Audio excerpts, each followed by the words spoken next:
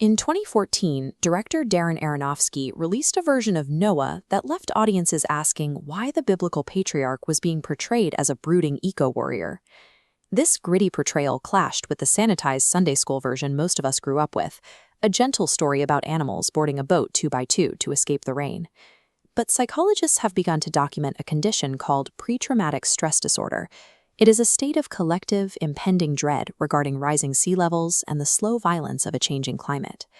As we face the actual possibility of global flooding, pop culture is resurrecting humanity's ultimate disaster myth to process this existential fear. This cinematic shift is consistent with a tradition that is thousands of years old. The Deluge myth has always functioned as a cultural mirror for society's most urgent anxieties. The earliest versions of this story do not come from the Bible. They were written in ancient Mesopotamia, 5 millennia ago. In the Epic of Gilgamesh and the earlier Atrahasis, the gods made a cold, collective decision to wipe the earthly slate clean. According to these cuneiform tablets, humanity was not destroyed for its sins. We were erased because our population had become too large, and our noise was keeping the gods from their sleep. In this era, the Ark was a tool for cosmic preservation. The gods saved one man and a sampling of life to ensure the world's biological order remained intact after the reset.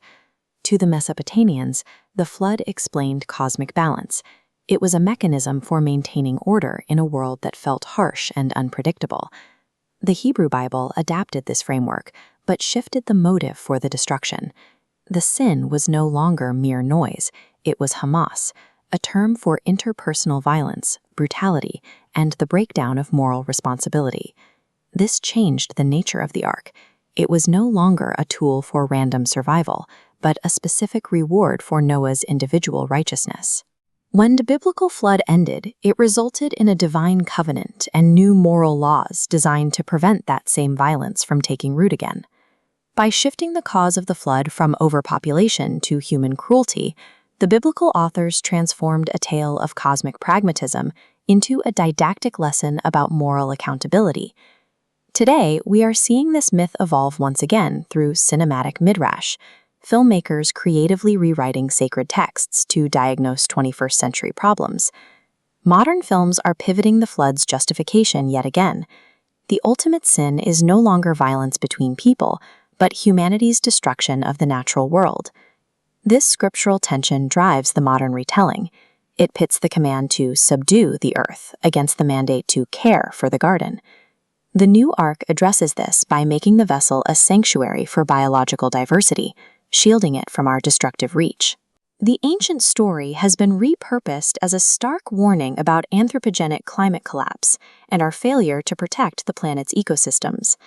The psychologist Carl Jung identified the Great Flood as an archetype of the collective unconscious, a shared pattern of thought inherited by all humans. In this framework, the flood is more than a memory of water. It represents a symbolic reset button. It allows us to process the total collapse of an old world order so that a purified society can take place. While scientific data provides us with facts, these myths provide us with a moral framework.